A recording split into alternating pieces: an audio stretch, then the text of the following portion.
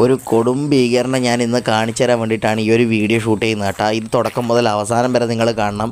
അപ്പോൾ ഞാനിപ്പോൾ നിൽക്കുന്നത് നമ്മുടെ നാട്ടിലെ സ്വന്തം വയലായ എടച്ചേരി വയലിലാണ് കേട്ടോ. രാവിലെ നല്ല മഞ്ഞ് വീഴ്ചയുണ്ട്, അതുപോലെ തന്നെ ചുറ്റിലും പച്ചപ്പ് മാത്രമേ ഇവിടെ ഉള്ളൂ കേട്ടോ. അപ്പോൾ രാവിലെ ഇതുപോലെ നടക്കുക എന്നുള്ളത് ഒരു വൈബ് തന്നെയല്ലേ, നിങ്ങൾക്ക് എല്ലാവർക്കും അത് അറിയുന്ന കാര്യമാണ് കേട്ടോ. നമ്മുടെ ബ്രോ ആണ് കേട്ടോ. ഞാൻ ക്യാമറ ഓണാക്കിയ കാര്യം ബ്രോന് അറിയില്ല. ബ്രോ എന്തൊക്കെയോ നാട്ടുവിശേഷം പറഞ്ഞിങ്ങനെ നടന്നുകൊണ്ടിരിക്കുകയാണ്. പെട്ടെന്നാണ് ഞാൻ ക്യാമറ ഓണാക്കിയത് കേട്ടോ. ആൾ ക്യാമറയിലൊക്കെ നിൽക്കാൻ ഇച്ചിരി മടിയുള്ള ആളാണ്.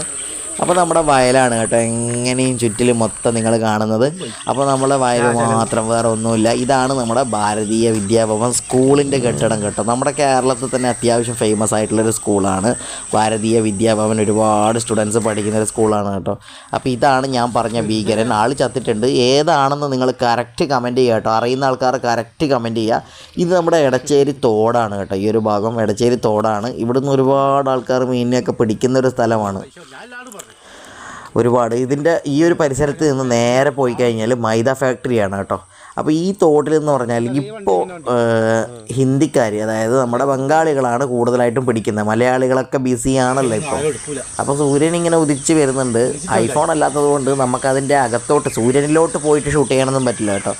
പറ്റുന്ന രീതിക്ക് റിയൽമി ഫോൺ വെച്ച് ഇങ്ങനെ ഷൂട്ട് ചെയ്ത് അവസാനം നല്ല രീതിക്ക് കൊളാക്കി കേട്ടോ.